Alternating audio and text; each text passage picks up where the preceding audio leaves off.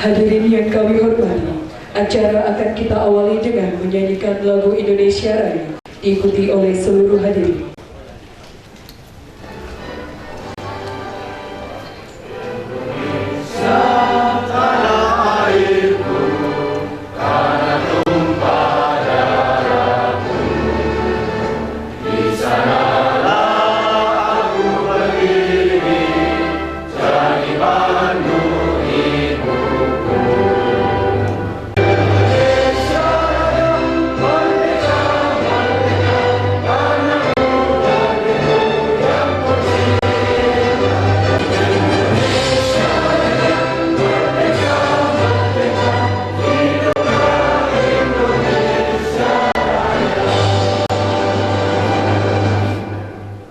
Puji syukur kita panjatkan kehadirat Allah Subhanahu wa Ta'ala, karena pada pagi ini kita dapat berkumpul bersama dalam rangka seminar nasional revaluasi aset dan teks amnesti ditinjau dari profesi akuntan.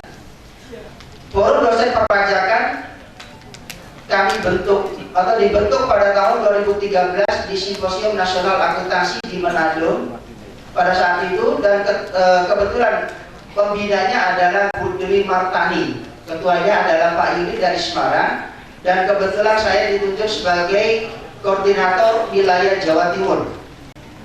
Kami berharap semoga acara ini dapat berjalan dengan lancar dan Bapak Ibu bisa memberikan atau bisa berdiskusi bagaimana draft teks amnesti yang akan diberlakukan itu rencananya per 1 Juli tahun 2016.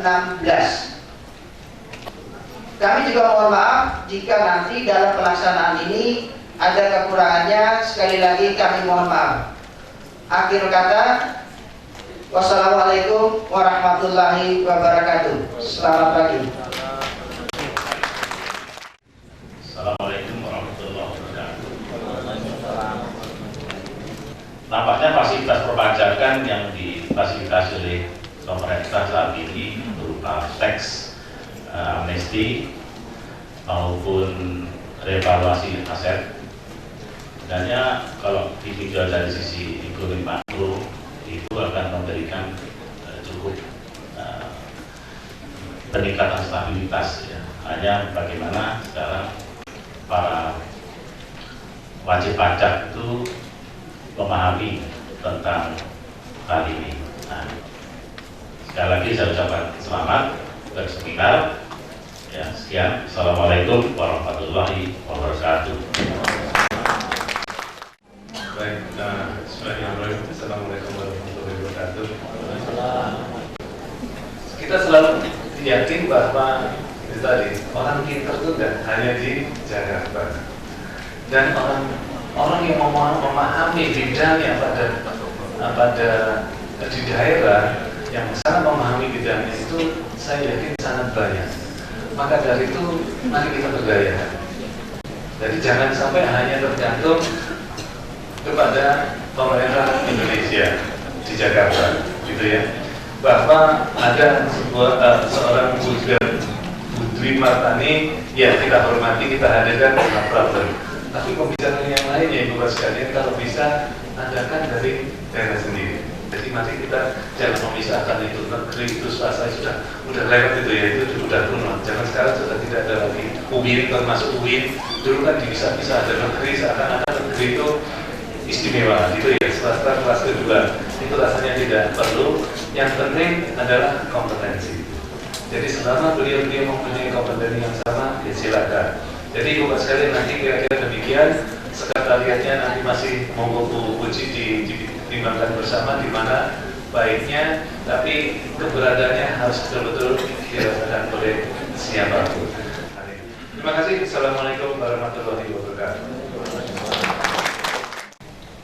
Assalamualaikum warahmatullahi wabarakatuh. Selamat pagi dan salam sejahtera untuk kita semua. Kita semua saya kira mengapresiasi dari seminar nasional ini, bukan karena dua topik ini penting untuk dikaji oleh para pakar, tetapi yang terpenting adalah dampaknya bagi perekonomian Indonesia yang apabila dilaksanakan dengan baik. Pada saat ini pertumbuhan ekonomi Indonesia tahun 2015 itu mencapai 5%, itu masih belum memenuhi target, dan pada kuartal pertama tahun 2016 baru mencapai 4,92%. Nah, oleh karena itu Bapak Ibu sekalian, revaluasi aset ini penting dalam rangka meningkatkan performa dari perusahaan, karena dari sisi nilai aktiva tentunya nilainya akan meningkat, dan dari sisi pasifa tentu akan meningkatkan saham baru yang kalau ini kita pahami sebagai bukan daripada objek pajak penghasilan, tentu akan memberikan angin segar bagi perusahaan-perusahaan yang melaksanakan revaluasi aset ini.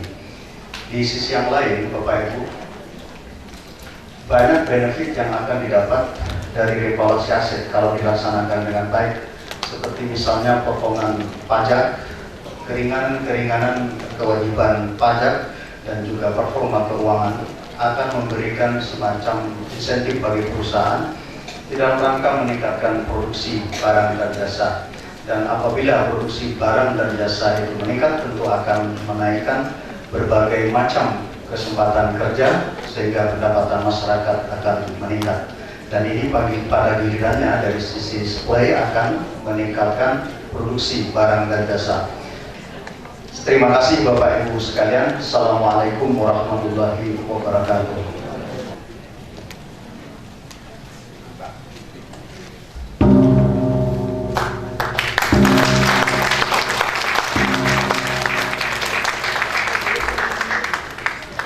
Untuk bermunajat kepada Allah Subhanahu wa Ta'ala, dan kami mohon bagi teman-teman yang beragama selain Islam untuk bisa menyesuaikan diri. Kami awali dengan pembacaan Al-Fatihah. Al-Fatihah biniyatil qabul wa tamami kulli sul wa ma'mul wa ila hadratir rasul lahumul Fatihah. A'udzubillahi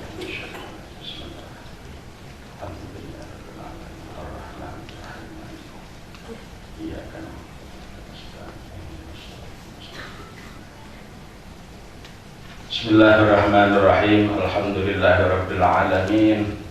Hamdan syakirin, hamdan na'imin, hamdan kafi mazidah ya Rabbana lakal hamdu kama yanbaghi li jalali wajhikal azim sultanik. Allahumma ya Allah ya Rahman ya Rahim. Tuhan yang Maha Pengasih yang tidak pernah pilih kasih, Tuhan yang Maha Penyayang terhadap hamba-hambanya yang senantiasa taat dan tunduk kepadanya. Kami sadar ya Allah betapa banyak kesalahan dan dosa kemaksiatan di hadapan-Mu ya Allah. Betapa banyak ragam perintah-Mu yang sering kami abaikan. Larangan-larangan-Mu seringkali kami langgar. Maka ampunilah kami ya Allah. Ampunilah kedua orang tua kami ya Allah. Rabbana atina fid dunya hasanah wa fil akhirati hasanah wa qina adzabannar. Subhana rabbika rabbil izzati amma yasifun wa salamun alal mursalin walhamdulillahi rabbil alamin. Terima kasih. Assalamualaikum warahmatullahi wabarakatuh. Acara akan dilanjutkan dengan penandatanganan MOU antara Fakultas Ekonomi dan Bisnis Universitas Merdeka Malang dengan IAI Wilayah Jawa Timur.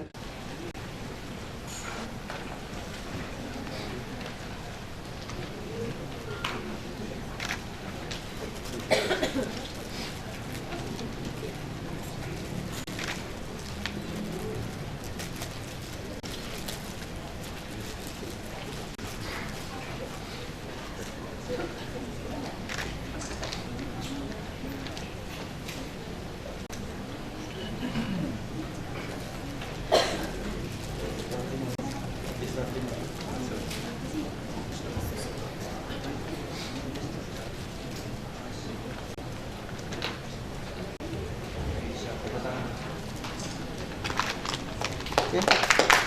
Sini Bapak, mau ke sini 1, 2. Berikut adalah pemberian cenderamata. Mohon berkenan.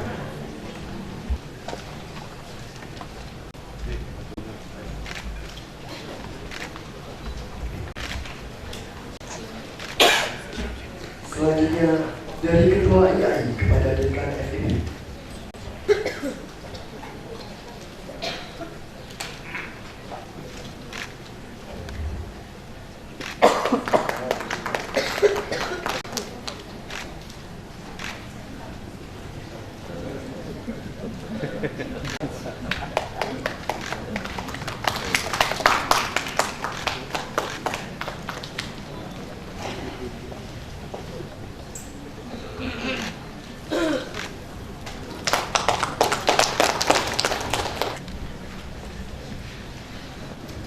Oke, mohon maaf, lihat kamera ini. 1, 2.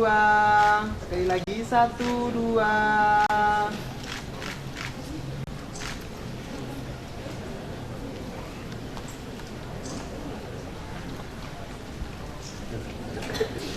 Acara pertama, pembacaan surat keputusan penetapan pengurus Komisariat Malang Raya IAI Wilayah Jawa Timur oleh Ketua IAI Wilayah Jawa Timur. Yang terhormat, Bapak Cipto Hadi Suwarjuwono, dipersilakan. Yang pertama, pasal 1 menetapkan Saudari Puji Handayati, mungkin Puji bisa berdiri, sebagai Ketua Komisariat Malang Raya Ikatan Nasional Indonesia Wilayah Jawa Timur. Bismillahirrahmanirrahim. Atas nama Tuhan Yang Maha Esa, pada hari ini, Senin tanggal 30 Mei 2016, Ketua Ikatan Akuntan Indonesia Wilayah Jawa Timur dengan ini: pertama, melantik pengurus Komisariat Malang Raya Ikatan Akuntan Indonesia Wilayah Jawa Timur periode 16-17 sesuai dengan surat keputusan Ketua IAI Wilayah Jawa Timur nomor keputusan 01 SK Ketua IAI Jatim 5 2016 tentang penetapan pengurus Komisariat Malang Raya IAI Wilayah Jawa Timur periode 16-17. Kedua, pengurus Komisariat Malang Raya IAI Jawa Timur wajib melaksanakan anggaran dasar dan anggaran rumah tangga IAI. Jadi apapun kegiatannya silakan, tapi berkaitan dengan aturan ini dan peraturan organisasi IAI. Ketiga, pengurus Komisariat Malang Raya IAI Wilayah Jawa Timur wajib berkoordinasi dan melaksanakan saran, petunjuk maupun pengarahan pengurus IAI Wilayah Jawa Timur untuk setiap kegiatan-kegiatan yang akan dilaksanakan. Keempat, hal-hal yang belum tercantum dalam naskah pelantikan ini untuk selanjutnya akan diterapkan sesuai dengan peraturan organisasi. Selamat bekerja, semoga Tuhan Yang Maha Esa senantiasa memberikan bimbingan dan petunjuknya kepada kita semua di dalam mencapai tujuan dan melaksanakan visi misi IAI.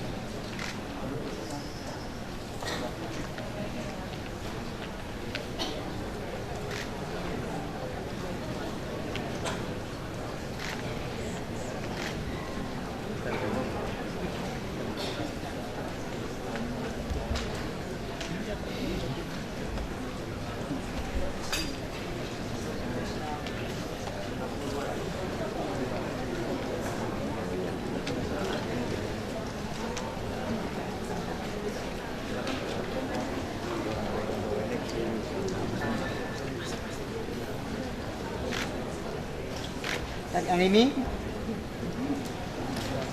Rabbi shrah li sadri wa yassir li amri wahlul 'uqdatam min lisani yafqahu qawli, amma ba'd.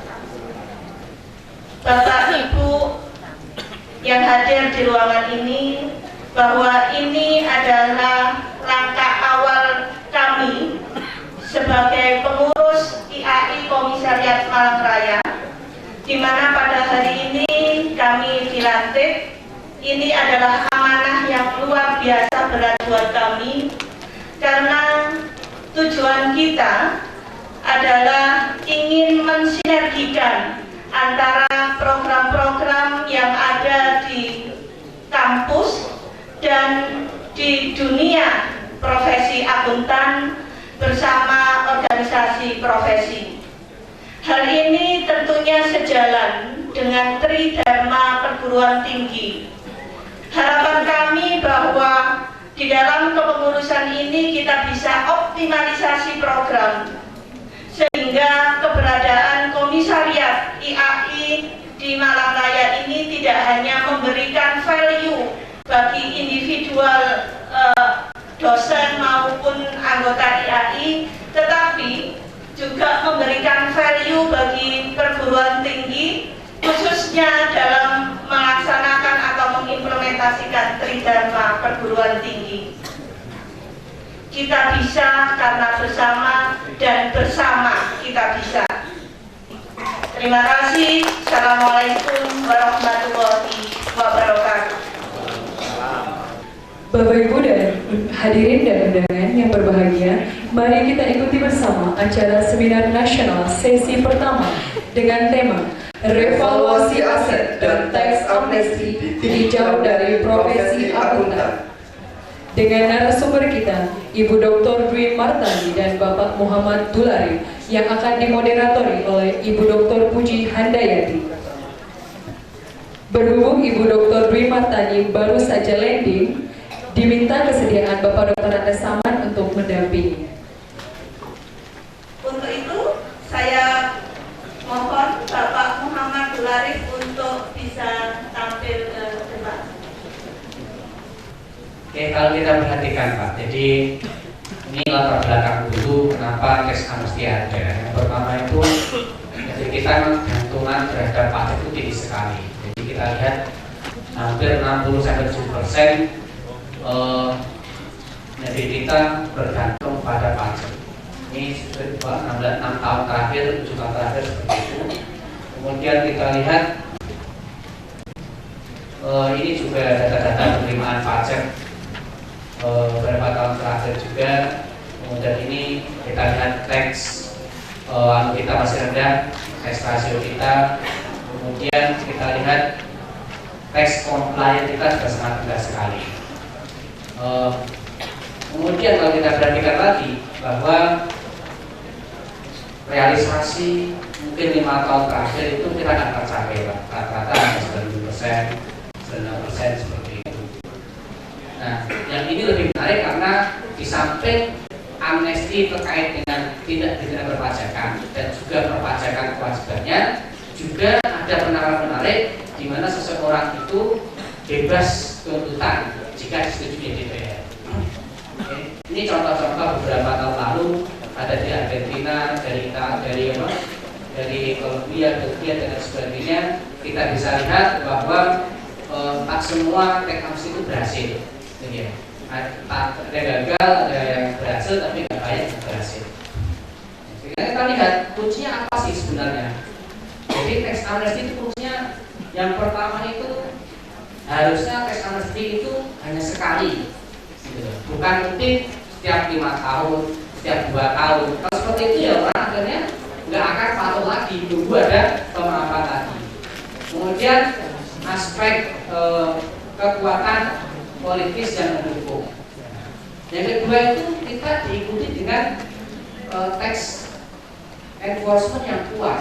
Jadi kalau kita setelah tax amnesty terus biasa-biasa aja ya sudah gitu aja. Tapi kalau dari tax amnesty kemudian diikuti oleh penegakan hukum lebih kuat, maka tax amnesty kemudian berhasil. Kemudian yang terakhir, trust pada pemerintah cukup baik. Nah, terima kasih. Mungkin itu yang saya sampaikan dulu. Silakan kalau ada. Mari kita buka sesi pertama ini dengan 4 penanya. Saya melanjutkan yang sebelumnya Bapak tentang UMKM juga, saya kebetulan punya usaha juga. Saya setuju untuk PPh pasal PPh final 1%, itu teman-teman di Pemda Pak, rata-rata tuh masih narik yang pasal 23, jadi 2%. Sementara ketika saya mau mengambil kelebihan pajak yang cukup banyak, saya takut karena nanti diperiksa gitu kan, kemana-mana.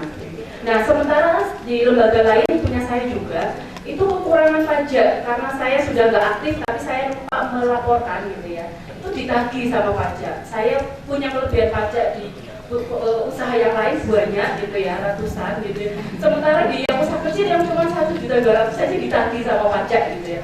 Begitu pemerintah seperti apa ya, kalau kita kelebihan nggak bisa nagih, sementara kalau kurang sedikit saja ditagih. Jadi ada ketidakadilan juga gitu ya.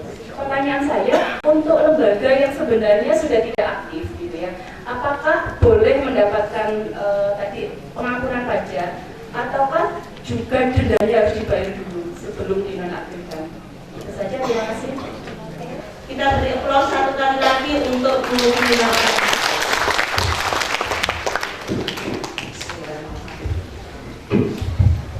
Bismillahirrahmanirrahim. Assalamualaikum warahmatullahi wabarakatuh. Selamat siang dan salam sejahtera buat kita semuanya. Jadi pertama-tama kita panjatkan puji syukur kepada Allah karena pada kesempatan hari ini alhamdulillah saya hadir kembali di Malang Raya. Kemarin dari Jember Raya kan Malang Raya. Insya Allah hari Jumat saya kayaknya ke Malang lagi gitu ya. Ini lagi suka sama orang Malang gitu ya. Oke, jadi untuk membahas tentang sebenarnya ada 2 topik yang diajukan, tapi untuk yang teks amnesti karena yang A sampai Z sudah dibahas tuntas oleh Bapak Abdul Arif. Jadi mungkin saya akan fokus pada satu insentif juga yang diberikan oleh pemerintah dalam hal ini, itu yang terkait dengan revaluasi aset. Walaupun jujur Pak, ya, saya kan akuntan, menterinya kan juga tingkat fakultas ekonomi dulunya. Dan kita juga sering rapat, dulu pernah jadi komisaris Pertamina, sering rapat juga dalam beliau gitu. Tapi terus terang saya nggak pernah diajak ngomong sih Pak. Cuma jujur, ya beberapa policy pemerintah kaitannya dengan perpajakan belakang ini saya lihat memang kurang dipikirkan secara komprehensif. Jadi artinya ketika kita bicara tentang perpajakan, itu sebenarnya nggak bisa kebijakan itu kebijakan yang sifatnya sporadis dan in the short run. Jadi kebijakan itu semestinya harus dipikirkan matang-matang dampaknya seperti apa. Karena kalau kita bicara tentang perpajakan, ini adalah sesuatu yang beresensi. Pajak bukan sekedar penerimaan negara. Memang iya bahwa dari pajak itu akan menjadi komponen dari penerimaan negara. Dan penerimaan negara itu akan menstimulus perekonomian dia. Karena kalau kita bicara dulu Y itu sama dengan multiplier effect dibandingkan berapa sih government expenditures. Tetapi kita juga lupa bahwa yang sebenarnya pajak itu juga akan mengambil daya beli masyarakat. Semakin besar pajak, itu juga perekonomian di sisi lain itu juga bisa mandek juga. Perusahaan juga akan kehilangan uangnya karena sebagian untuk bayar pajak. Jadi ini seharusnya kan mestinya ditimbang. Artinya tidak hanya pertimbangannya bahwa sekarang kurang setoran maka kemudian injek sana, injek sini, terus kemudian harus ada tambahan pajak. Nggak begitu juga. Karena saya tahu persis yang namanya pajak revaluasi ini banyak yang terakhir-akhir tuh akhirnya ditodong juga Pak. Jadi kalau Anda lihat beberapa yang ngikutin revaluasi aset ini kan kebanyakan BUMN Pak. Dan itu BUMN by design itu memang rata-rata mereka itu ditodong ya, diteleponin satu-satu kalau boleh saya jujur gitu, untuk membayar supaya mereka ngikutin program revaluasi aset. Karena memang sebenarnya dari sisi WP revaluasi aset ini adalah sebuah kebijakan yang menurut saya menarik untuk diambil. Karena apa? Ada benefit yang ada di dalamnya. Nah ini sudah ada aturan pelaksananya, termasuk juga yang baru, yang PMK 191 kemudian disusul dengan revisinya. Nah pertanyaannya adalah, secara umum sebenarnya pajak membolehkan perusahaan melakukan revaluasi. Titik. Ya. Dulu aturan mainnya adalah dia dikenakan pajak besarnya adalah 10%. Ya, jadi sebelumnya dikenakan pajak 10%. Nah sekarang diberikan insentif dengan tarif pajak yang lebih rendah. Apa sih manfaatnya? Kenapa sih harus ada revaluasi? Kalau saya diberikan tarif yang lebih rendah, itu impactnya apa?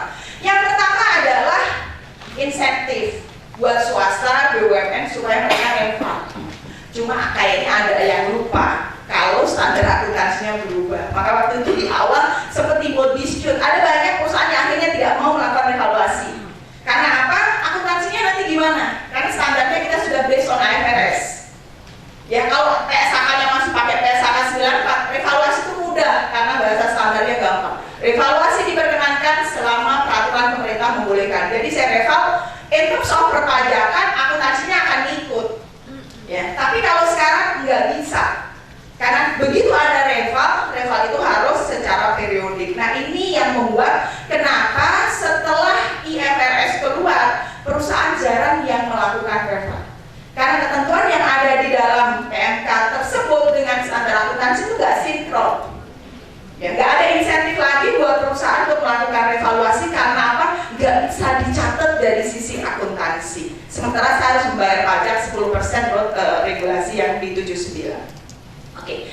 Yang berikutnya adalah dengan reval aset saya jadi gede. Iya, tapi kalau cuma aset saya gede in terms of laporan keuangan untuk apaan? Aset yang gede itu kan harus ada gunanya buat perusahaan. Nah, gunanya apa? Salah satunya adalah membuat supaya aset itu besar. Biasanya kalau asetnya besar itu bisa dipakai untuk jaminan utang. Kalau tujuannya hanya utang bank, selesai Pak. Orang bank juga nggak pernah baca laporan keuangan Pak waktu nentuin kredit.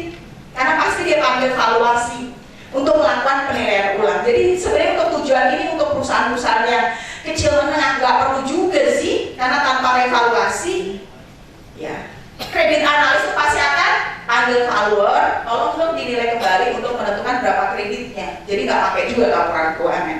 Jadi kalau hanya tujuannya laporan keuangan, nothing. Ya, jadi itu kira-kira yang mungkin saya sampaikan. Mungkin kita akan explore lebih lanjut untuk tanya jawab, ya supaya mungkin ada beberapa yang akan naikkan dan nanti PR-nya juga sudah cukup banyak. Oke, silakan. Terima kasih.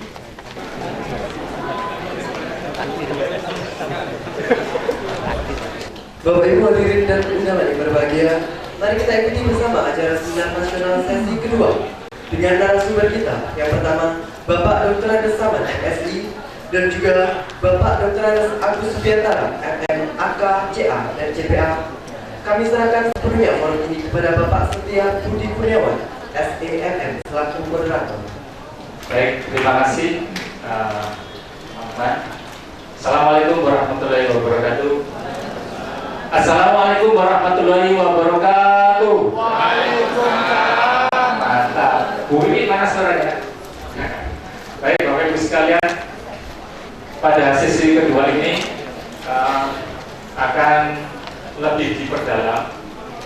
Kalau tadi kayaknya itu sangat kompleks. Nah, semoga ini nanti menjadi lebih rinci tentang aspek dari revalu aset dan tax amnesty.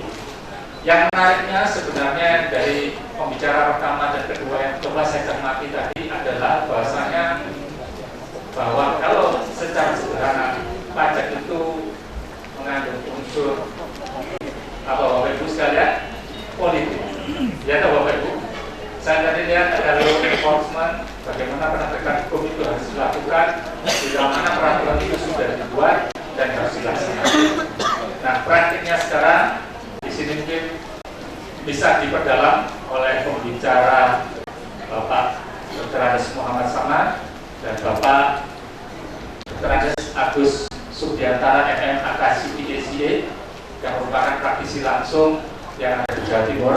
Kebetulan saya sudah ketemu Pak Agus, ya saya salaman tapi saya tidak dikenal sama Pak Agus dan Bapak sekarang sudah kenal gitu. Saya persilakan kepada Pak Agus, Pak Samad untuk depan. Kami persilakan untuk Pak Samad untuk memulai dulu. Mohon izin Pak Agus. Assalamualaikum warahmatullahi wabarakatuh. Selamat siang dan salam sejahtera. Bapak Ibu undangan Pak ya. Mudah-mudahan dengan visi yang sekarang ini Bapak Ibu bisa menghilangkan ngantuk Pak ya. Oke. Saya mohon maaf sebelumnya, ini banyak sekali saya yakin dari praktisi pajak, Bapak Ibu dosen, saya yakin juga banyak pengajar pajak dari sini ya. Mungkin kita sama-sama sudah tahu, tapi di sini mari kita sharing ilmu ya, yang mungkin untuk bisa memperdalam memperluas wawasan kita. Bapak Ibu semua sudah bayar pajak kan? Sudah semua. Ya. Tapi dengan adanya PPKP 3 juta masih bayar ya? Masih bayar. Bapak Ibu berdoa mudah-mudahan pada bulan Juli PPKP dinaikkan jadi 4.500.000 sehingga kita tidak bayar pajak lagi. Saya yakin gaji kita mungkin ya kalau dihitung-hitung mungkin tidak segitu. Gaji pokoknya tidak segitu. Tetapi CPR-nya banyak. Nah, sekarang pertanyaannya ya, kita mau jujur tidak? Kalau kita hanya dari gaji, saya yakin tidak bayar pajak. Tapi kalau CPR-nya banyak, Bapak Ibu saya yakin ngajar di mana-mana, jadi pembicara di mana-mana. Tapi enak kalau jadi pembicara di Unmer, tidak dipotong pajak. Ya, ya Pak ya, tidak dipotong pajak. Karena apa? Kita tidak tertib. Yang tertib itu adalah kalau kita menggunakan dana dari APBD atau APBN. Selangkah saja kita melangkah dan dapat duit, disitulah dipotong pajak. Masalahnya tidak enak itu. Kalau bersama dengan dananya berasal dari APBD atau APBN. Baik, saya melanjutkan tentang evaluasi aset. Kalau teks amnesti tadi sudah banyak dibahas, ya. Tapi Bapak Ibu perlu tahu bahwa teks amnesti itu bisa efektif dilakukan kalau ya kondisi ekonomi kita itu kondusif. Itu yang pertama. Ya. Yang kedua, adanya aturan hukum yang jelas. Nah, ternyata sekarang aturannya belum keluar, ya. Sehingga ya kita hanya masih bicara, tapi belum bisa tahu bagaimana aplikasinya. Ya, baik. Di sini Bapak Ibu lihat, saya bicara tentang evaluasi aset. Saya tinjau dari sisi pajak, ya. Saya tinjau dari sisi pajak. Mengapa evaluasi aset itu penting? Bapak Ibu tahu karena terjadinya yang pertama perbedaan nilai buku dengan nilai aktiva perusahaan. Ya, kita tahu bahwa ya semua aktiva tetap itu disusutkan. Nah, kebanyakan penyusutan yang dilakukan oleh perusahaan itu menggunakan apa? Standar akuntansi keuangan. Ya, ternyata menurut undang-undang pajak beda. Ya, nanti bedanya nanti saya bahas di penyusutannya nanti. Sehingga sampai kapanpun ya tidak akan sama itu ya. Tapi itu nanti kita lihat di masalah rekonsiliasi, ada beda waktu, ada beda tempat.